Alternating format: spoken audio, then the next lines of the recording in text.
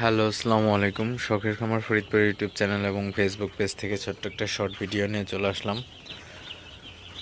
তো আজকে হচ্ছে আমার ব্রয়লার বাচ্চার বয়স 2 দিন। তো 2তম দিন রাতের আপডেট আপনাদের সাথে শেয়ার করব। তো ভিডিওটিকে স্কিপ না করে অবশ্যই শেষ পর্যন্ত দেখবেন এবং শখের খামার ফরিদপুর ইউটিউব চ্যানেলটি সাবস্ক্রাইব করবেন। ভিডিওটি লাইক, কমেন্ট এবং শেয়ার করে অন্য ভাইদের দেখার সুযোগ করে দিবেন। তো ভিডিওটি শুরু করা যাক।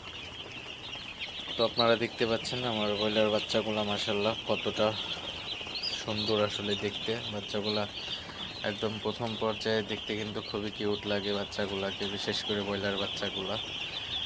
তো বাচ্চাগুলা খুবই ভালো পাইছি, এই চালানের যে বাচ্চাগুলা মাশাআল্লাহ খুবই ভালো পাইছি বাচ্চাগুলা।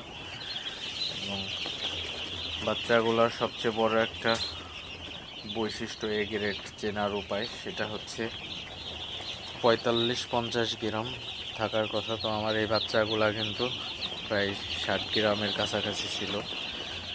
তো বাচ্চাগুলা খুবই ভালো পাইছি। তো বাচ্চা ভালো পাইলে আসলে মুরগির চালানটাও খুবই ভালো হয়। আসলে মুরগিগুলাও তাড়াতাড়ি গ্রোথ চলে আসে।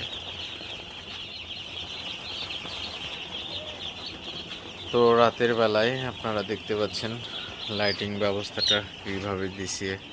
তো হপারে 4টা লাইট দিছি এবং বাইরে 4টা লাইট ঝোলাই দিছি, মোট 8টা বাল্ব দিছি এখানে।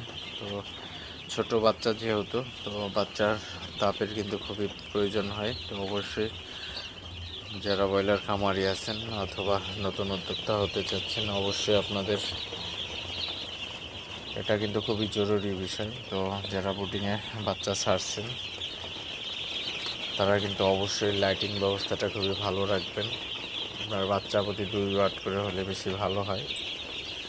তো আমার এই ঘরটাকে আমি আসলে গরমের মধ্যেই রাখছি। তো আমি 4ভাবে এমন সিস্টেম আটকাইছি যে বাতাস ঢোকার কোনো সিস্টেম নেই।